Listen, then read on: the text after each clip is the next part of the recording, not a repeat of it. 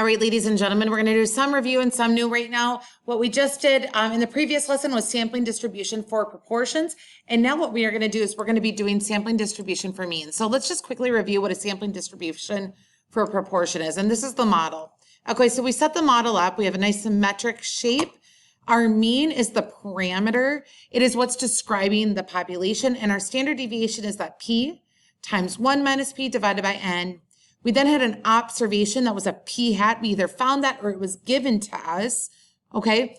And then we found a z-score and we went to our normal CDF and we figured out the probability of this happening. We then drew conclusions based off that parameter usually, based on that p-value that we found. Now, we're gonna move on to means today, okay? When you were asked to describe the sampling distribution, the same thing you need. You need the shape, okay, center and spread. Well, how is that going to change compared to proportion? One thing to just FYI before you even ask the question, a lot of times people are like, wait, how do I know when I'm using proportions versus means? Proportions are for categorical variables, okay? Means are for quantitative variables.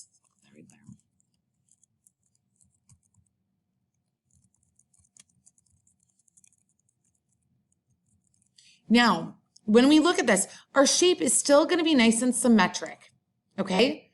Our center is still the parameter, what's describing the population. Now it's mu though.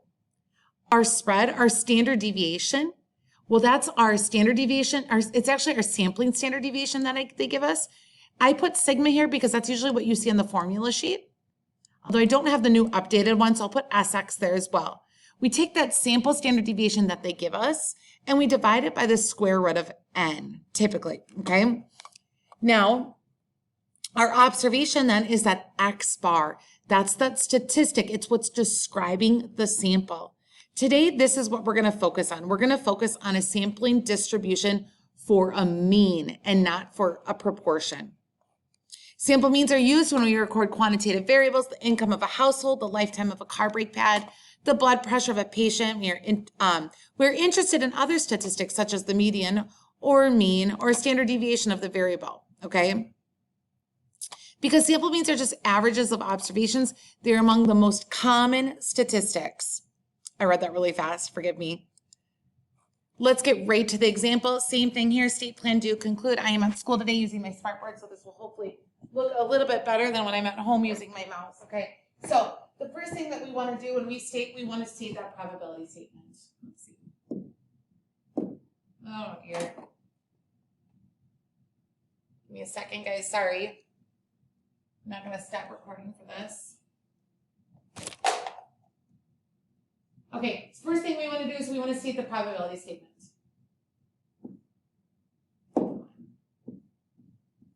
And that probability statement is going to be X bar is going to be either less than or greater than, or less than or equal to, or greater than or equal to a certain number, whatever that average is that they give you, okay? So let's read through this. Of 500 people attending an international convention, it was determined that an average distance traveled by the conventioners was 1,917 miles with a standard deviation of 2,500, okay? What is the probability that a random sample of 40 of the attendees would have traveled an average distance of 900 miles or less to attend this convention? Let's go ahead, before we even do the state part, let's go ahead and look at all these numbers. What is everything? Let's start with this 40. This 40 right here, they tell us that's a random sample, okay? So that's my lowercase n. Next, what we have is we have 500 people. That's our population size. That's everyone who attended the convention. The next thing I read is I see we have an average distance of 1,917 miles. What is that 1,917 miles describing? That's describing all of the conventioners. That's our parameter because it's describing our population. So this is going to be our mu, okay? And then finally, we have the standard deviation here. And that is describing our population, so that is okay. So forgive me, okay? I was jumping ahead. It looks like in this one, we are going to be given the population standard deviation. Sometimes you are given that sample standard deviation as well. I'm not going to go back and take the time to redo this, but just know we take this standard deviation that they give us and we're going to divide it by the square root of n. All right. That SX will come later on when we go through the T distribution. Again, the T distribution. Remember that? I'm sorry, forgive me. Okay, let's move on. So what we have right now is, and then finally here, we have an average distance of 900 miles. The average distance of 900 miles is describing the 40 attendees. So that's why that's X bar. I always think it's really helpful at the beginning to highlight or circle or whatever and identify what we're dealing with. Now, number one is that state that is saying, what is the question asking? The question's asking that the probability of an average distance of 900 miles or less for those 40 attendees, okay? That's what I want for the state. Now, here's the deal. Let's actually go back. The plan now, guys, the plan, we need to type some things out. Okay, for the proportion, okay, for the proportion, we have our RIN. This is our condition in order to use this model and draw conclusions. It is a random sample, okay, of n equals whatever. Independence is 10 times n, has to be less than capital N, okay? Our normal condition is n times p has to be greater than or equal to 10, and n times 1 minus p has to be greater than or equal to 10. Are these conditions in order to use this model the same for means? Almost, okay, almost. We still go on a RIN. It's still a random sample. We still have the 10% rule. But n is different. This is our normal condition, okay? And the normal condition is different because we're not dealing with p's, we're dealing with X bars, we're dealing with averages.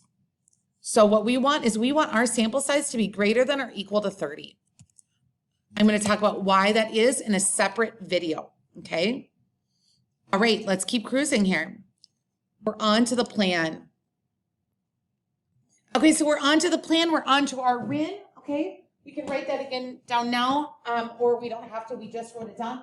Our R is our random sample. And it does state, if you look back at the problem, we have a random sample of 40 attendees, okay? Oh, my handwriting's so much better on the board.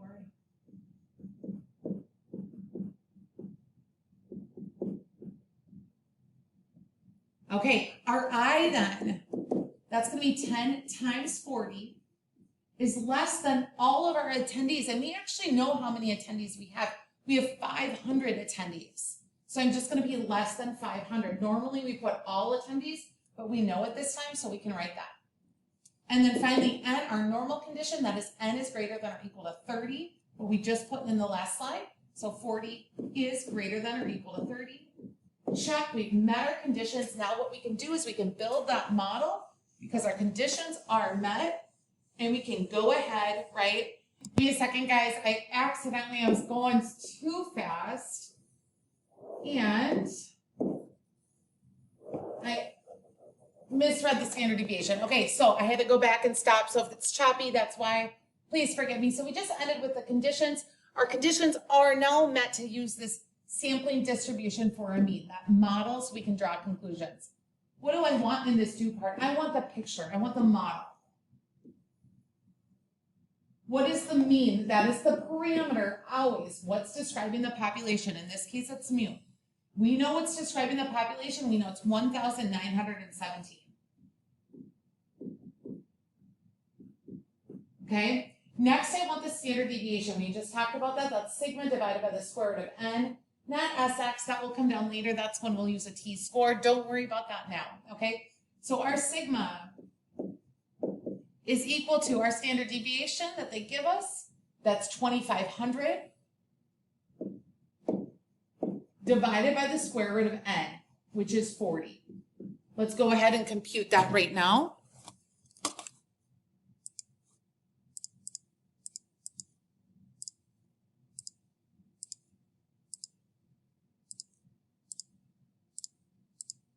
That's 395.2847. 395.2847.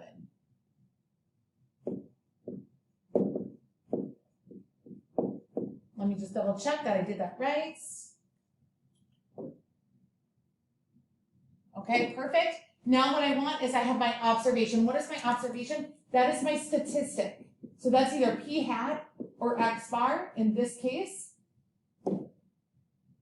it is x bar, okay? So my x bar that they give us is 900. And I want to shade to the left, okay? What do I need next? I need a z-score, okay? That's my observation minus my mean divided by my standard deviation, which is 395.2847. I'm going to go ahead to my calculator and I'm going to put that in there. 900 minus 1917 divided by 395.2847. And I get negative 2.57 as my z-score. Okay, next thing I want to do is I want to get my p-value by going to the table or doing that normal CDF, which is what I just taught you. So let's go do that now. It is a less than now, so our lower bound is negative 999. I've taught you that. That's in the video if you don't remember that from our last, or a couple classes ago. So I go to second VARS. I go to normal CDF. Negative 999 is my lower bound, and my upper bound is negative 2.57. Oops, forgive me, guys. Sorry about that.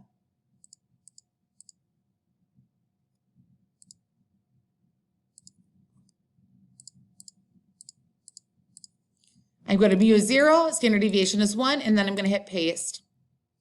And I get a p-value of 0.0051, okay? 0.0051.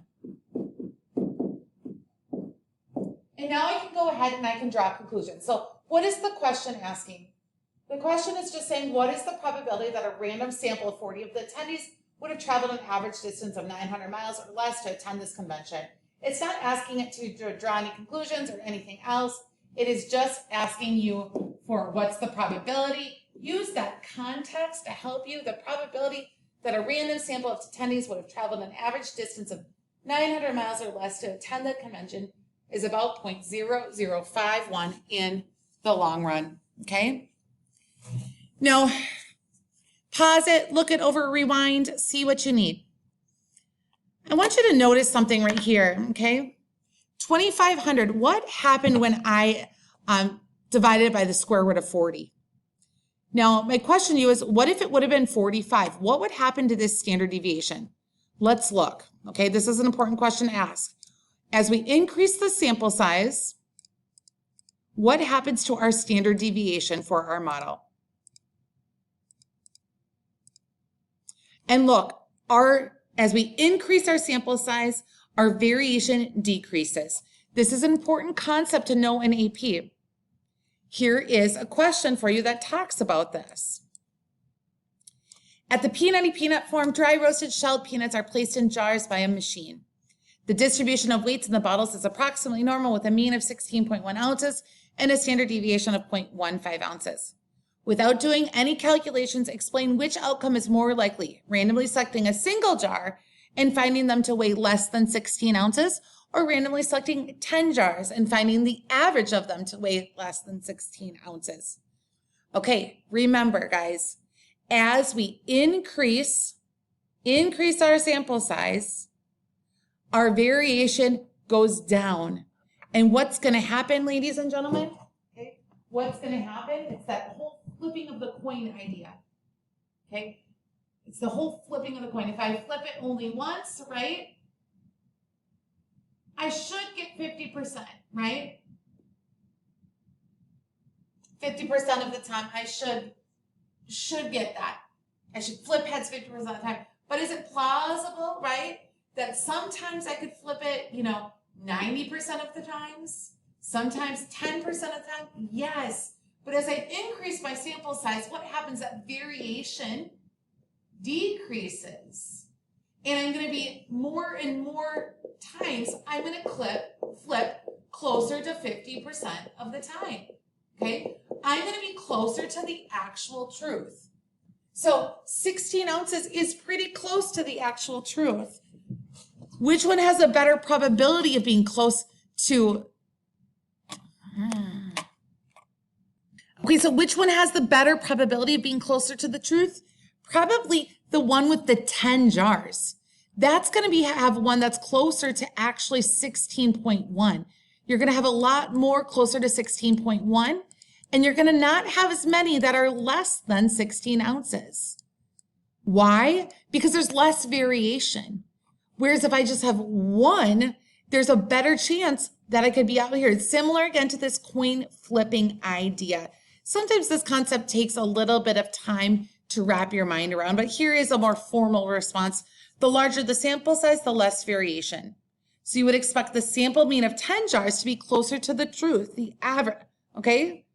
It'd be closer to the truth. So selecting a single jar would be more likely to be less than 16 ounces.